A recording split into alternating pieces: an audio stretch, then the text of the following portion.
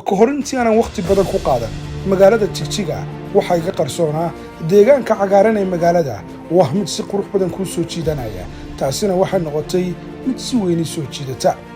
guud ahaan Jigjiga sanadihii u dambeeyay waxa si weyn u koraysay tiknoolajiyada taasina waxay fududeysay in guud ahaan aad si fudud wax ugu iibsan kartid uguna adeegan kartid adigoo isticmaalaya nidaamka isku dirista lacagaha ee mobilka tiknoolajiyada ayaa waxay ka qayb qaadatay koritaanka ganacsiga ee magaalada maadaama aad si fudud wax ugu iibsan kartid magaalooyinka ka fogfog adigoo jooga gurigaaga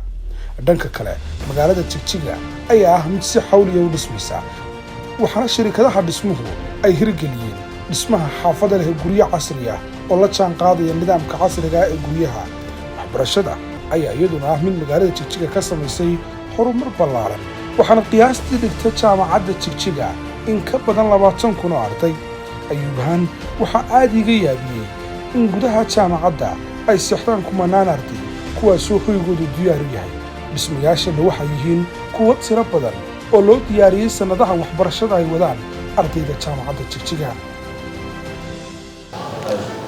asxaabta halkani waa library-ga ugu weyn jaamacadda Jigjiga University ee magaalada Jigjiga runtii maadaama halkan ay library tahay lama ogolaan codka kor loo qaado that's why man hoos ugu hadlay buugaagta halkan taala qiyaas ahaan waxa la sheegay inay ka badan yihiin 200 kun oo buug kuwaas oo isugu jira cilmiga noocyadiisa kala duwan waxaan halkan wax ku bartaa markastana imaada library-gani in ka badan 30 kun oo arday oo ka mid ah ardayda wax ka barata jaamacaddan waxyaabaha kale cajiibka ah ku arkay jaamacadda Jigjiga ayaa waxa ka mid ah in jaamacadda ay leedahay xarun gaar ah oo loogu talagalay in lagu horumariyo afka Soomaaliga waana xarunta daraasaadka suugaanta iyo horumarinta afka Soomaaliga runtii waa wax aad u cajiib ah maadaama ay dhamaanteen muhiim inoo tahay horumarinta afka Soomaaliga runtii jaamacaddan intaad ku guda jirto meel kasta waa doog aad bay farxad gelisay runtii tan maadaama aan aad u jecelahay in aan arko deegaanada aad ka quruxda badan leh asxaabta waxyaabaha kale cajiibka ayaan ku arkay magaalada Jigjiga ayaa waxa ka mid ah in dadka deegaanku ay aad u isticmaalaan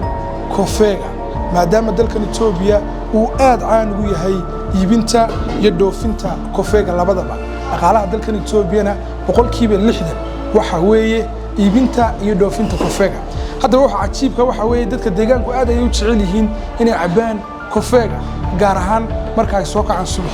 ayuubahan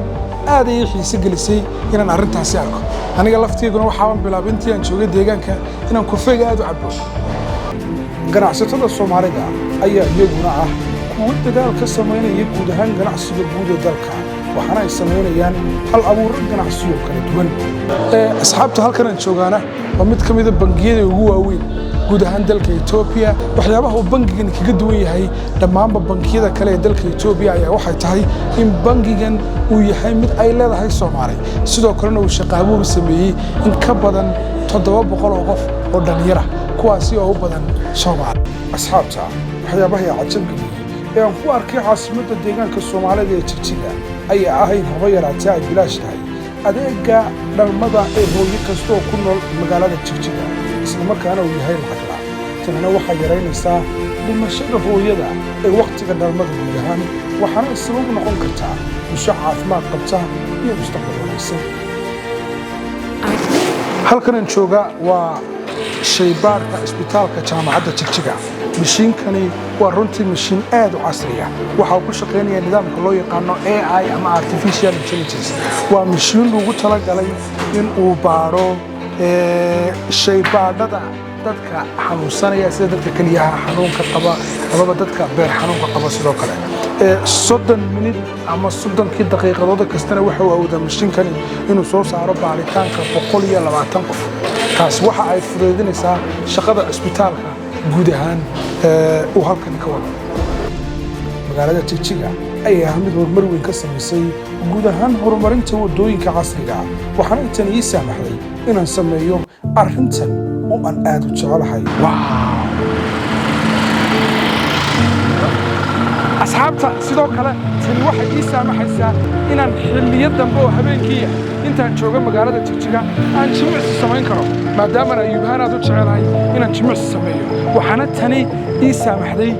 wadooyinkan quruxda badan ee halkan ku yaalla iyo sidoo kale laydhka oo ah mid aan wadada ka go'ayn xilli kasta oo ay saacadu tahay habeenimo. asxaabta tani waxay ahayd muuqaal kooban aan ka sameeyey horumarka waxyaabaha cajiibka aan ku arkay intii aan joogay magaalada Jigjiga oo ah caasimadda deegaanka Soomaalida taasoo isbedel weyn sameynaysa. muuqaalkan waxa uu ka mid yahay mid ka mid ah barnaamijyada kala duwan ee asxaabta sharafta leh ee ku xidhan boggeena Ayub Show aan ku tusno horumarka dhinac walba ah ee ka socda deegaan kasta oo Soomaali ku nooshahay.